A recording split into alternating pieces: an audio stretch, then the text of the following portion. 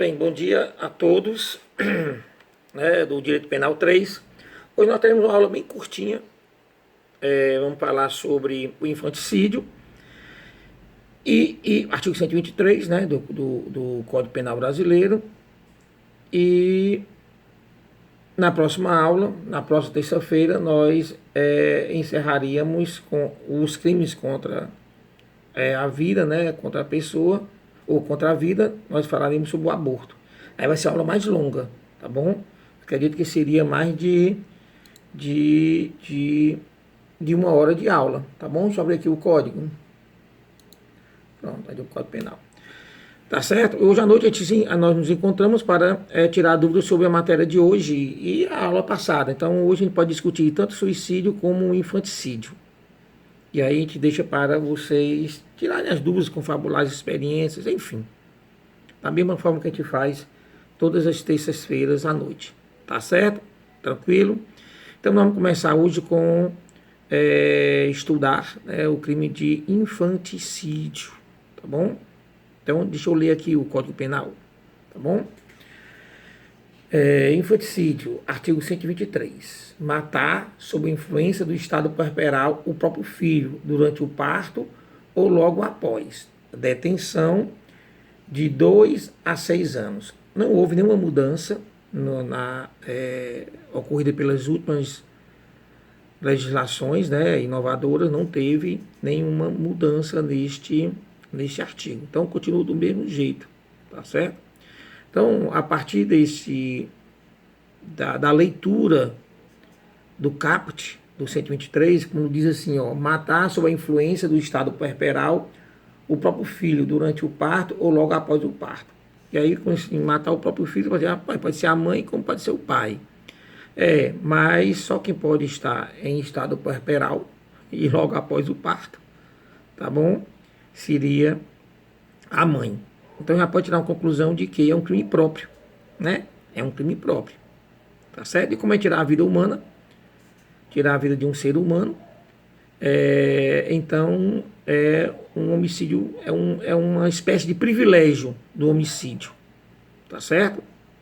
Então nós podemos dizer logo de cara que é um crime próprio e privilegiado, tá bom? Próprio porque só a mãe poderia cometê-lo, tá bom?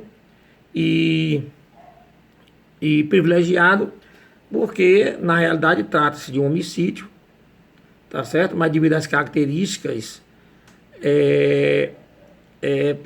pessoais e temporais, tá bom? Pessoais e temporais, traria consigo esse privilégio, uma redução na pena, tá bom? Pessoal, isso não seria uma semi-imputabilidade, não? Aí eu digo, se você fizer essa pergunta para mim, eu digo realmente que você está estudando bastante, tá bom? Inimputável não é um caso de inimputabilidade, tá bom? Porque o crime ele é imputável, tá bom?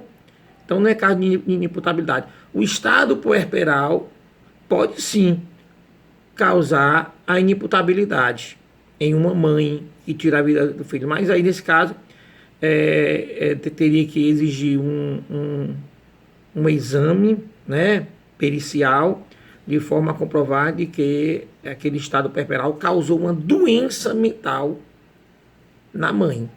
Mas o estado puerperal em si é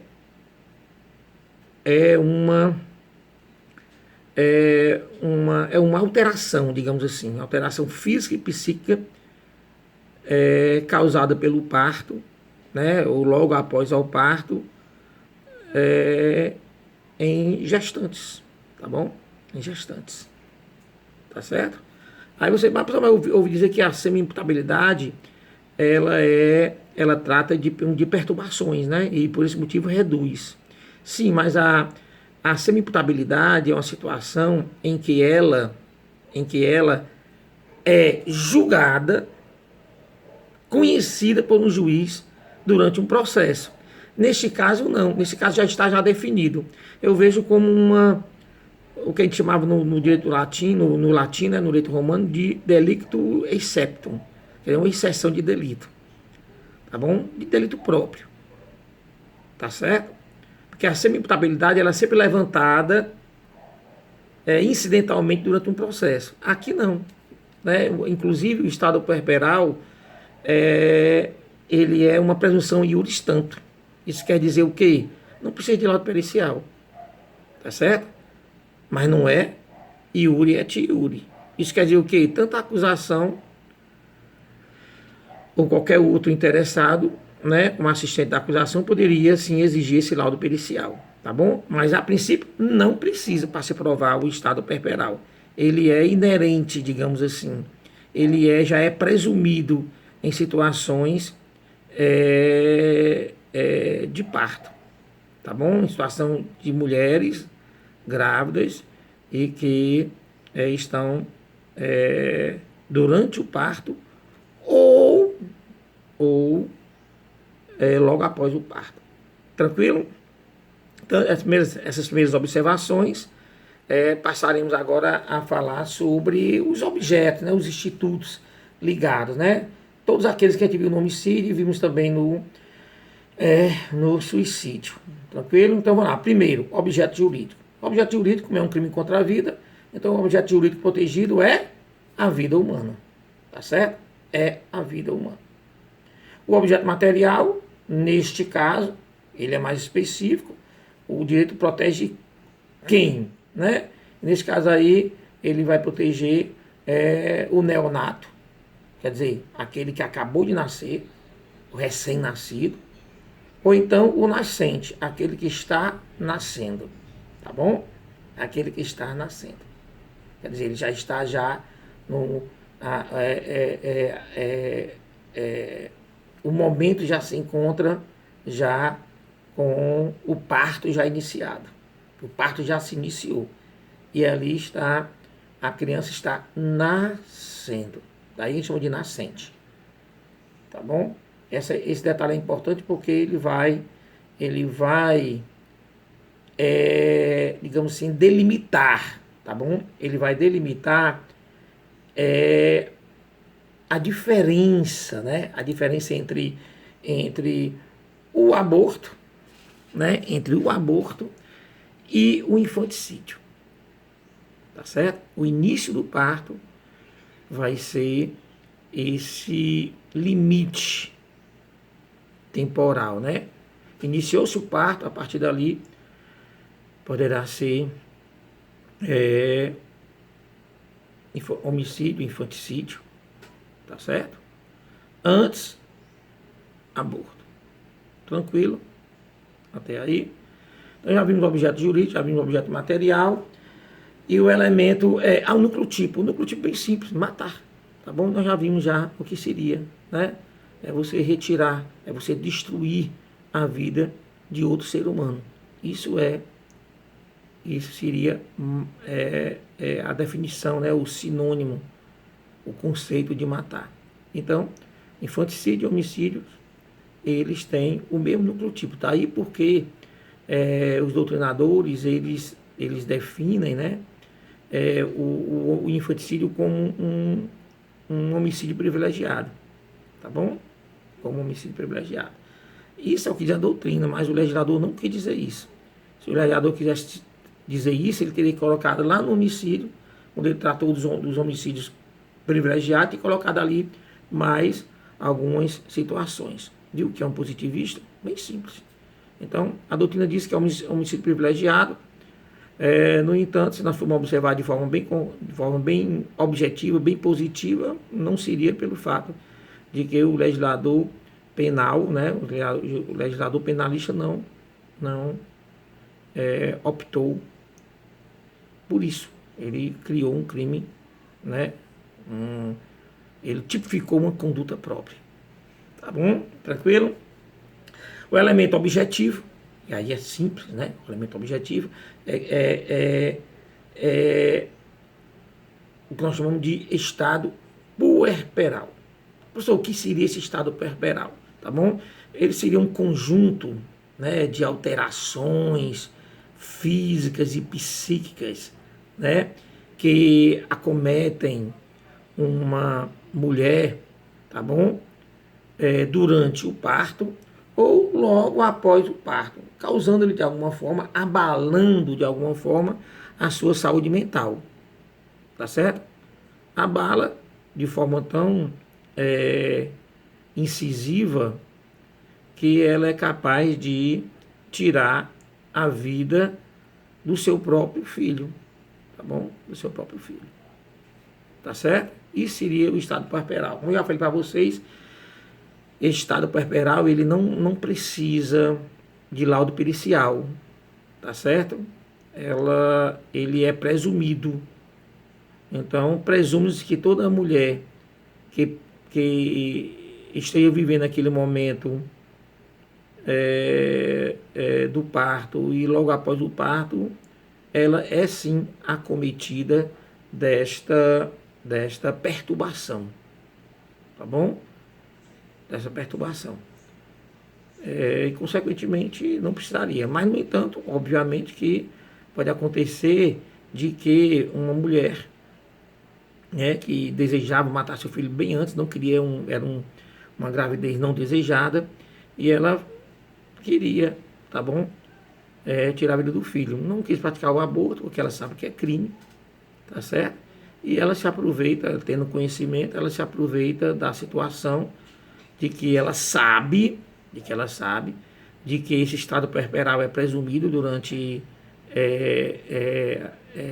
o parto ou logo após o parto, e ela aproveita a situação para se livrar de um crime. Nesse caso aí, o Ministério Público, tendo algum indício, né, de que realmente de que ela queria matar bem antes, né, então ele pode sim tentar buscar, né, um laudo pericial, né, que venha comprovar de que o estado puerperal pelo qual ela passou não acarretou essa perturbação mental que retirasse a vida do filho, que ela retirou porque ela realmente tinha essa ideia desde o início, ou desde o início da gravidez, tá bom? Mas a princípio, como eu falei para vocês, não precisa, tá bom? O que se vai se exigir, na realidade, é o nexo de causalidade, tá bom? Entre um estado puerperal, entre tirar a vida de seu filho durante ou logo após o parto. A gente precisa desse nexo de causalidade entre esse estado puerperal, quer dizer, entre esse caráter elementar, né, e esse caráter temporal. Isso é que vai exigir, tá bom? Nós, né, a justiça, o que nós exigimos que haja, para que haja o infanticídio, é que haja esse nexo de causalidade entre o caráter elementar, estado puerperal, e o caráter temporal, que seria matar seu próprio filho durante ou logo após o parto. Você não quer esse logo após? Aí você pode se remeter analogamente ao estado, ao flagrante, né? Ao flagrante, ou logo após o flagrante, tá bom? Então, o que eu digo a vocês é o seguinte: enquanto subsistir sinais dessa perturbação do estado puerperal, enquanto ainda subsistir, eu considero sim como infanticídio. Agora, esse logo após, às vezes pode passar 3 dias, 4 dias, uma semana, tá entendendo? Uma semana. E neste caso, com certeza, ela vai demonstrar durante a semana algumas perturbações comportamentais. E em cima disso aí, você pode concluir que o estado puerperal ele ficou subsistindo, né? Os sinais, ele persistiu durante um bom tempo.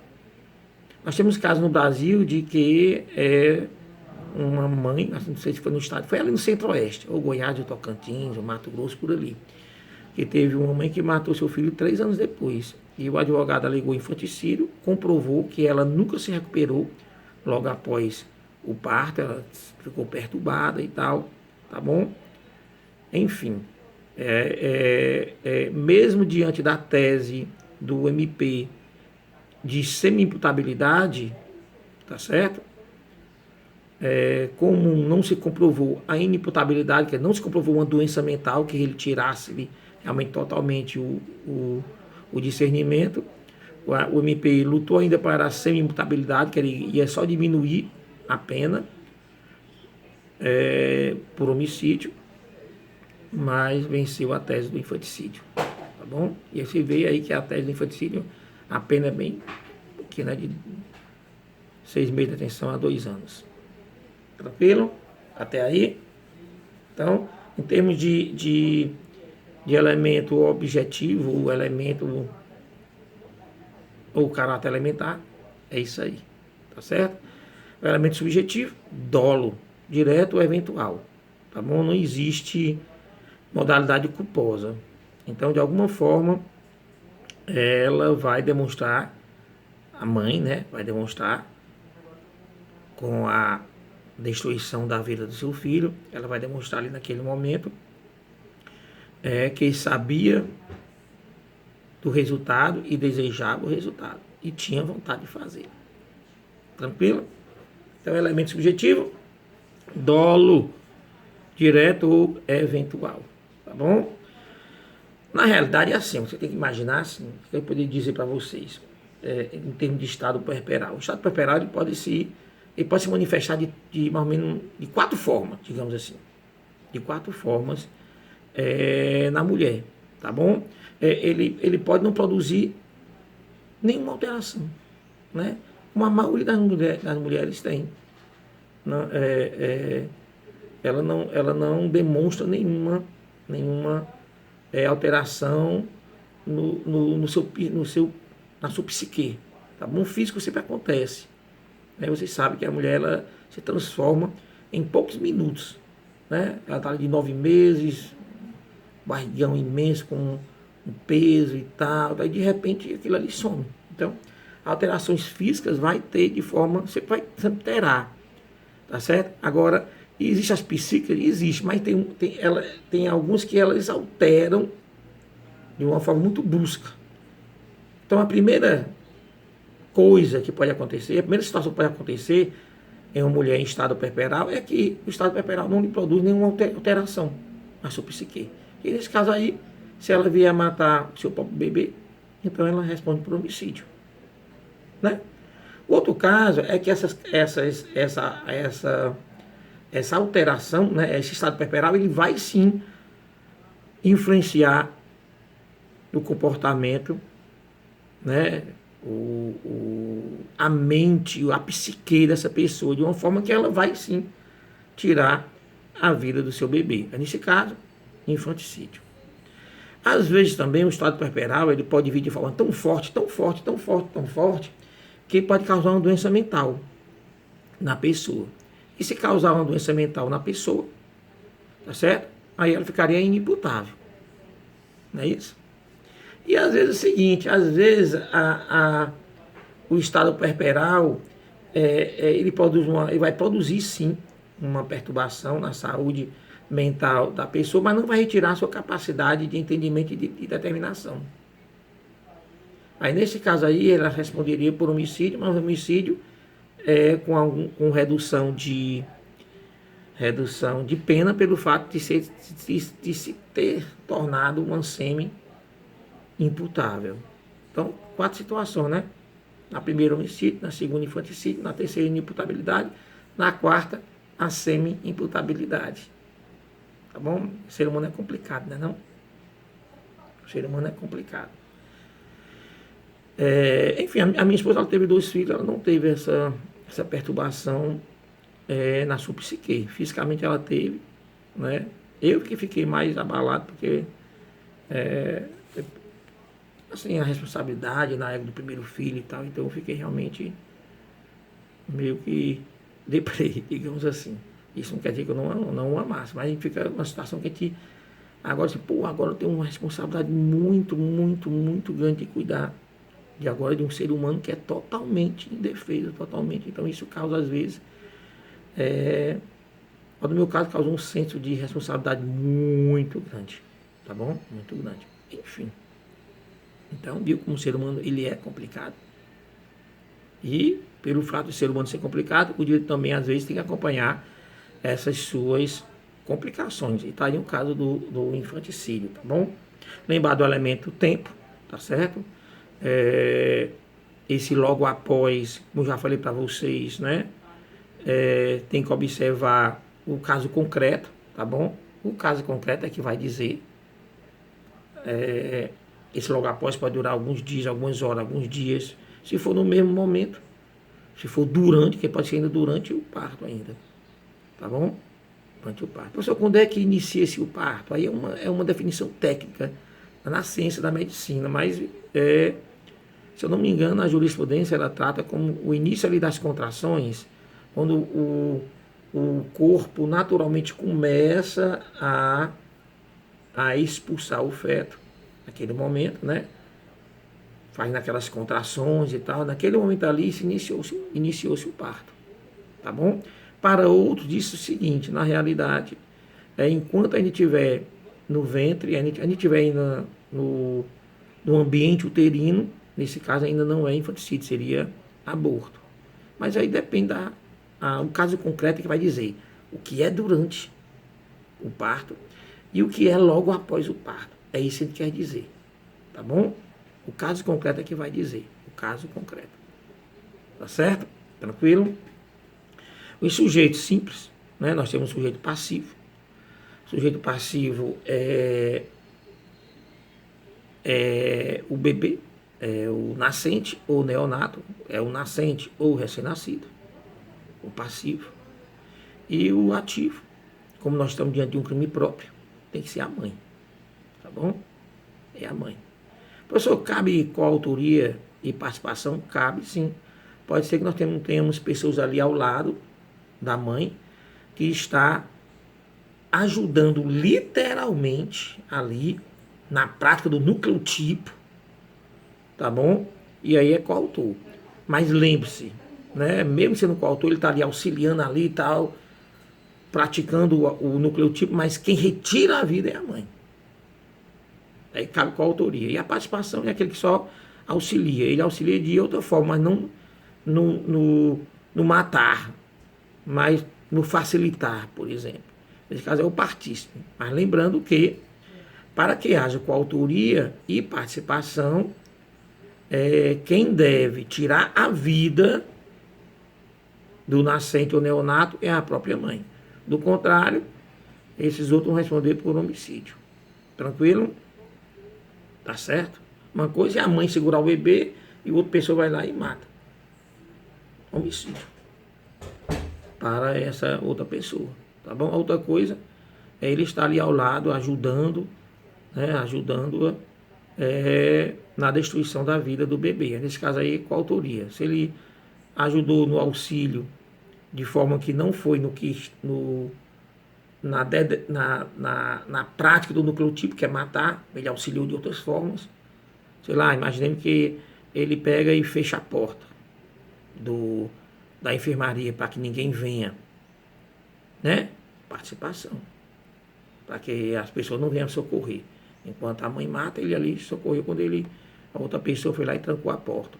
Participação, tá bom? Participação. Tá certo até aí? O que mais nós podemos falar? Tá bom? Para o seu sujeito passivo e tal. Ação penal. Ação penal é ação penal pública incondicionada, tá bom? Ação pública incondicionada. Captativa, óbvio, tá bom? A mãe ali está tentando tirar a vida do seu bebezinho que acabou de nascer, mas alguém impediu, por exemplo. Tentativa. Então, a Conatos é compatível com o crime de infanticídio, tá certo? A competência, crimes contra a vida. Crime doloso contra a vida. De quem é? Tribunal do Júri. Tá bom? A competência. E não cabe nenhuma situação da Lei 9.099 que pode ser aplicada a este caso. Tá certo? Pela próprios requisitos exigidos da Lei 9.099. Professor, Imaginemos uma situação em que a pessoa, a mãe, retira a vida do seu filho que acabou de nascer. Só que esse bebezinho, ele é anencéfalo. E aí? Né? O que é que aconteceria? Como hoje a anencefalia é considerada um dos abortos legais, então nós estamos diante de um crime impossível. Né? De um crime impossível. Agora pode ser o seguinte, não vamos confundir a anencefalia com outro tipo de doença que comprometa, tá bom? Que comprometa a vida autônoma do bebê. Tá certo? Porque no caso da anencefalia, a jurisprudência orientada pela medicina, pelas ciências médicas, diz que a vida autônoma desse bebê anencéfalo é mínima. Tão mínima que eles resolveram por legalizar, né, esse aborto por esse motivo. Mas às vezes o bebê nasce com outro tipo de doença. Um outro tipo de doença que realmente compromete a sua vida autônoma. Quer dizer, compromete ele viver sozinho. Tá bom? Mas não é anencefalia.